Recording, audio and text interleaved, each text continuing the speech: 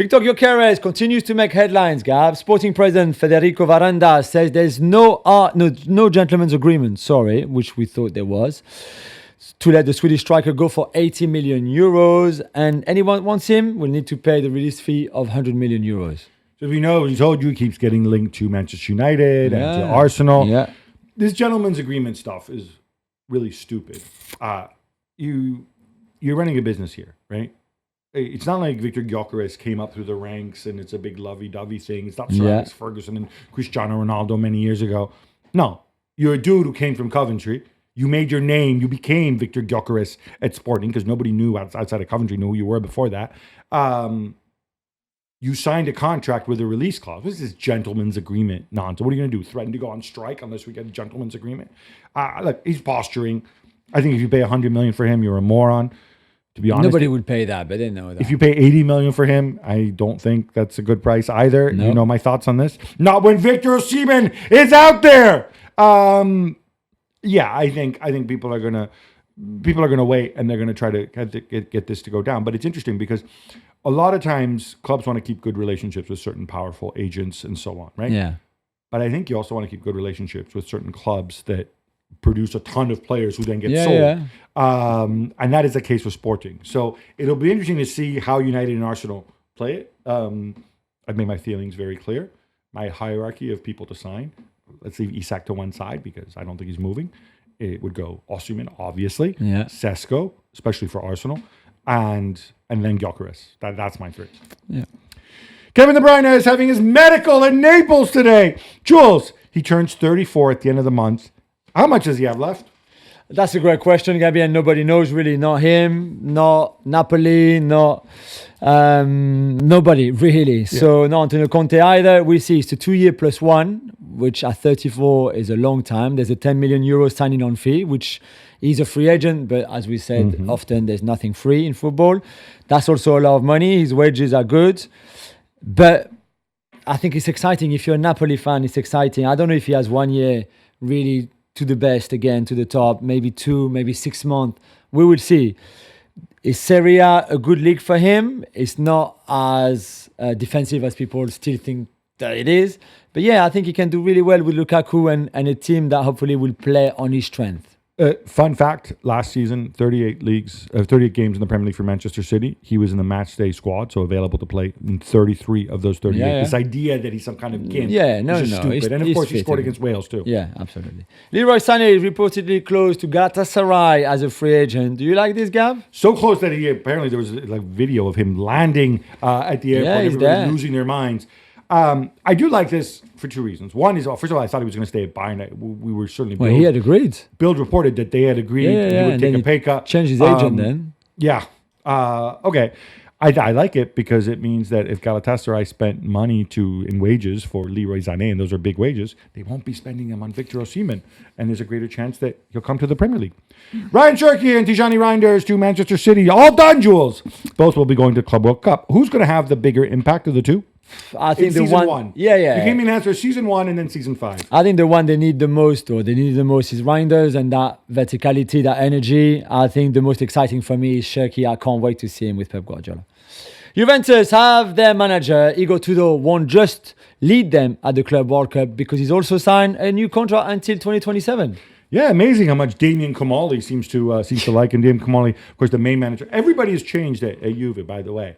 It's pretty remarkable. Yeah. I think he doesn't cost you very much. You don't have a lot of money to spend. You would rather spend it on players. They're discussing Vlahovic's contract extension. Otherwise, he's on the market too. I think my main takeaway with Tudor is he's somebody who's pliable, who's going to deal with what's there. Juventus is a bigger fish to fry, but he showed that he's a competent guy. He did a good job. He's not going to embarrass you by saying stupid things after games like the previous manager. So why not? Let's give Tudor a chance. It's not just the Club World Cup that will be keeping the US's attention this summer. It's the Gold Cup too. Yes. Jules, the USA got hammered 4-0 by Switzerland in their final warm-up. Now, it was a B team. Yeah. But still, it's Switzerland on holiday. 4 straight defeats for Poch. Yeah, 4 defeats in a row. 2 in this kind of window, if you want. They lost to Turkey 2-1 with a comical goal that they conceded first. Our boy Johnny Cardoso, who we love, with a mistake. And then this one, they were 4-0 down after 35 minutes. It was just so embarrassing. No, so you can consider goal early. It can happen. But it's just the way they collapse after that. It was hard to watch. It was a B team, as you said. There's no players from European clubs who are there, which is a bit of controversy. What Landon Donovan said and all of that.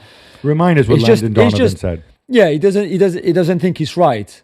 This is the guy who himself ruled himself out of the national team when he was playing. By the way, so I feel like him criticizing like that the players is a bit pushing it. He's criticizing. Let's put a name to it. He's criticizing the guy who matters most, which is Christian Pulisic. Yeah, right? yeah. Because a bunch of other guys are certainly Weston McKennie and Tim Way are with Juventus in the Club World Cup. Yeah, yeah. And so is Gio Reyna, right? Well, not with Juve. He's on the bench at Dortmund. Yeah. But I find it absolutely, the atmosphere is clearly bad. I find it absolutely appalling when you, leaving aside the fact that basically every time you came to Europe, you stunk up the pace. So it's not surprising that you wanted to run back to California whenever you had a chance, right? Yeah. And yeah, look, you played with David Beckham at the LA Galaxy when the Galaxy were really bad. Yeah. How dare you come out and talk about this when the Gold Cup traditionally, and by the way, this is also the way, because it's not just these guys that aren't there. There's others, right? This is the way you want Pochettino to spend time with these players who, frankly, he doesn't know. He doesn't know these guys because they're in MLS, and he splits his time between Europe and the US and stuff like that. He's only been in charge for a year. So he decides to say, let me have these guys. And you're going to go and criticize them because Pulisic ruled himself out. Do you not want a fit Pulisic? Yeah. You do know that Pulisic was basically playing on one leg and with painkillers for most of last season at Milan. And hopefully, from a US perspective, not from a Milan perspective, this year, if he stays at Milan, I think he will, they won't have European football, so maybe he'll be a little better rested, going to the World Cup, whatever else. But surely that's the goal. Yeah, I agree. I don't get that. It was weird. Yeah. It was really weird.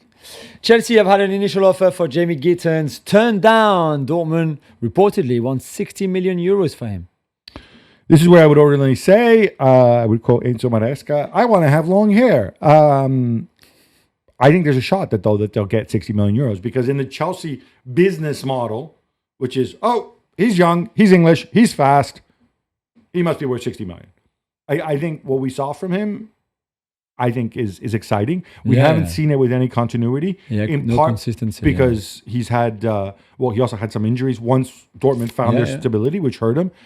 I don't know what his contractual situation is. I would imagine that if you wait like a year, it's not like he's going to turn into a 200 million euro player.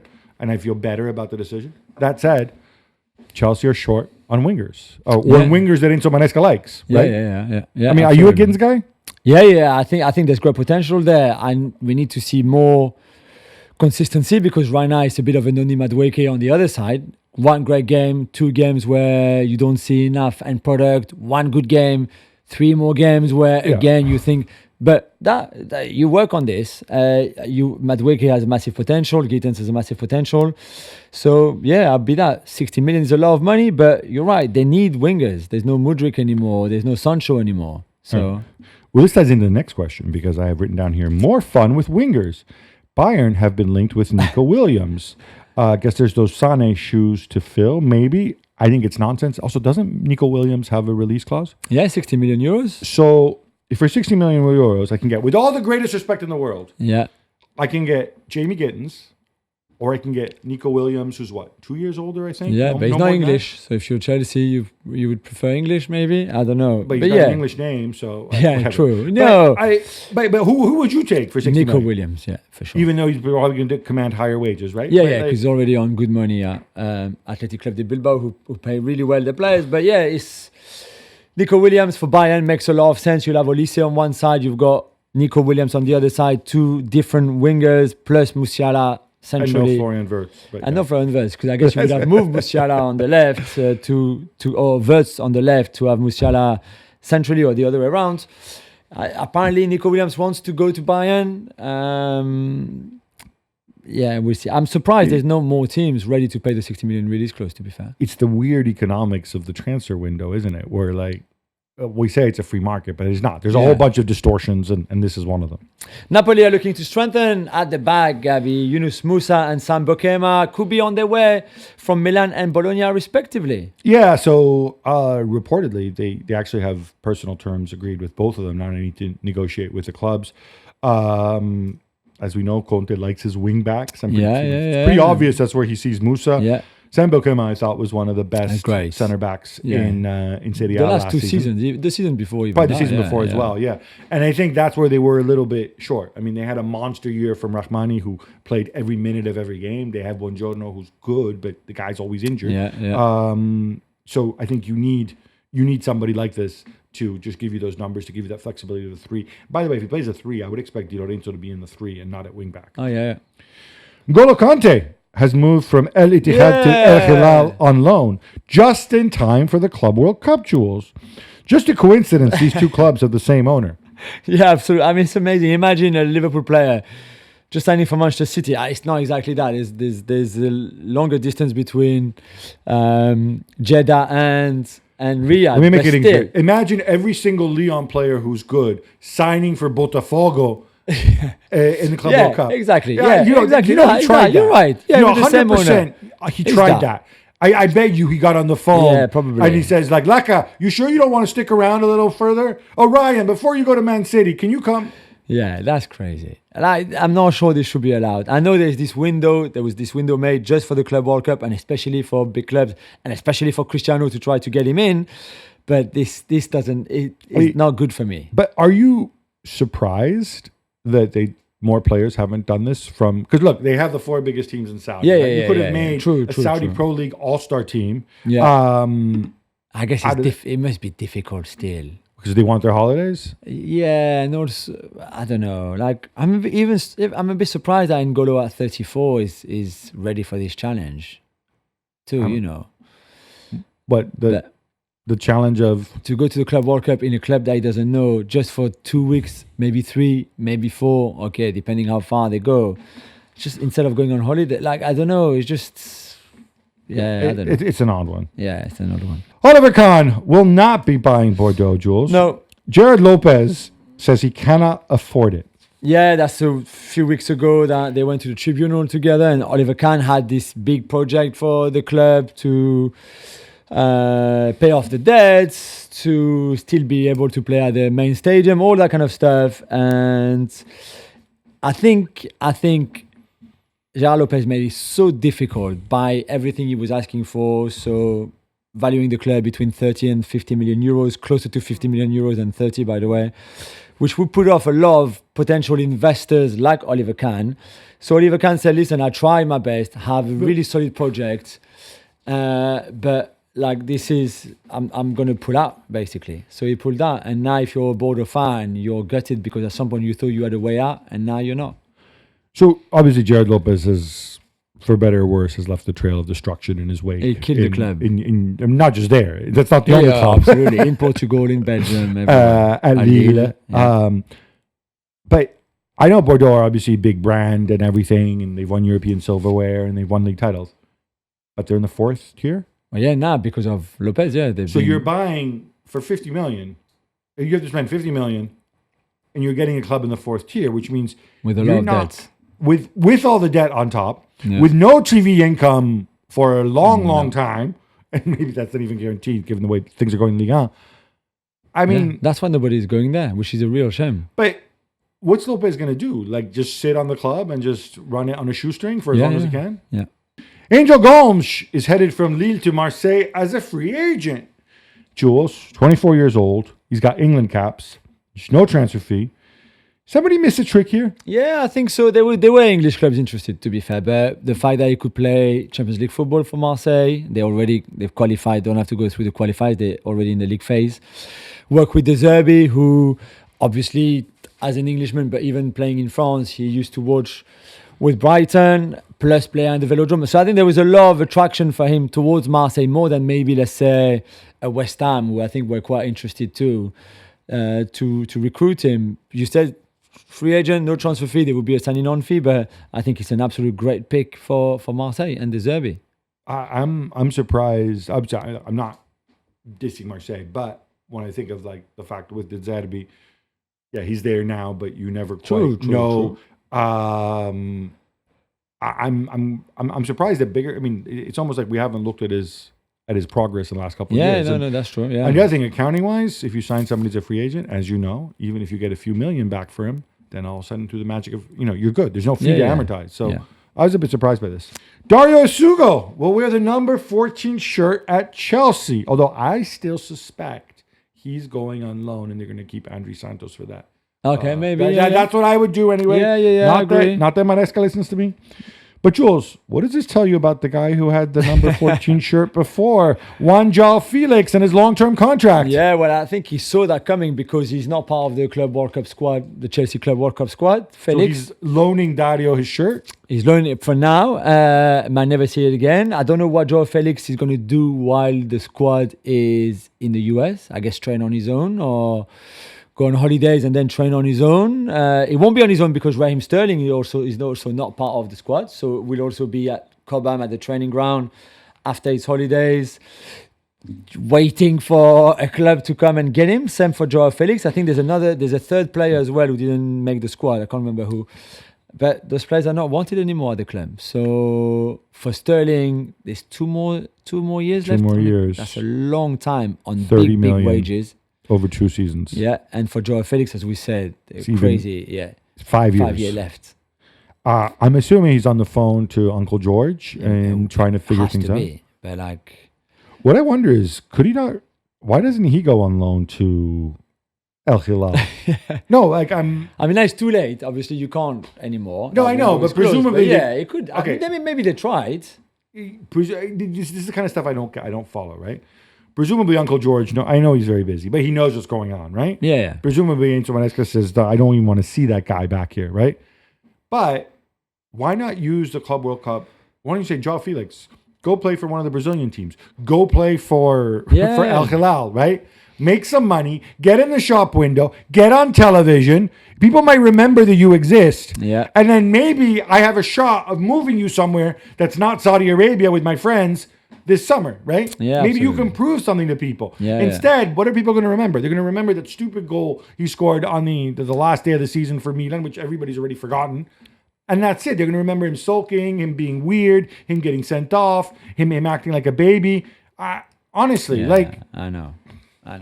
Arsenal women will play the entire Women's Super League season at the Emirates next year, Jules.